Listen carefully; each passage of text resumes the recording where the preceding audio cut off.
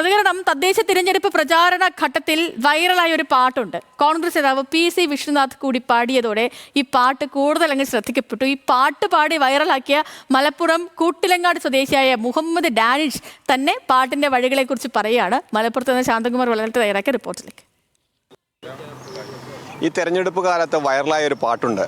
ആ പാട്ട് നമുക്ക് ആദ്യം കേൾക്കാം. പോറ്റിയേ കേറ്റിയേ സ്വർണം ചെമ്പായി മാറ്റിയേ സ്വർണ്ണപ്പാളികൾ മാറ്റിയേ ശാസ്താവിന്ധനമൂറ്റിയേ സ്വർണം കട്ടവനാരപ്പ സഖാക്കളാണേ അയ്യപ്പ ലോഹം മാറ്റിയതാരപ്പ സഖാക്കളാണേ അയ്യപ്പ. ഈ പാട്ട് എങ്ങനെയാണ് രൂപപ്പെട്ടത്? ഇത് ഞാനൊരു റെക്കോർഡിംഗ് സ്റ്റുഡിയോയിൽ സൗണ്ട് എഞ്ചിനീയറായിട്ട് വർക്ക് ചെയ്യാം. നമ്മുടെ മുടിക്കോട് സലാർ മീഡിയ എന്ന് പറയും. അപ്പോൾ അവിടെ നമുക്ക് ഇലക്ഷൻ്റെ വർക്കുമായിട്ട് ബന്ധപ്പെട്ട് ഇങ്ങനെ വന്നൊരു പാട്ടാണ്. അവിടെ ഇത് എഴുതിയത് GP ചാലപ്പുറം എന്ന് പറയുന്ന ഒരാളാണ്, പ്രവാസി.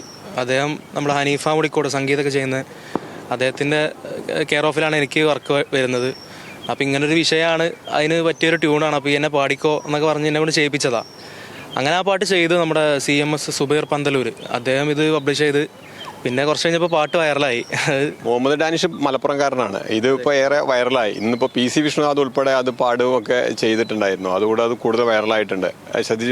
അതെ, അത് കേട്ടു. അത് ഭയങ്കര സന്തോഷം. അദ്ദേഹം ഇങ്ങനെ അറിഞ്ഞിട്ടുള്ളതൊക്കെ. ഇത് എഴുതിയത് ആരായിരുന്നു?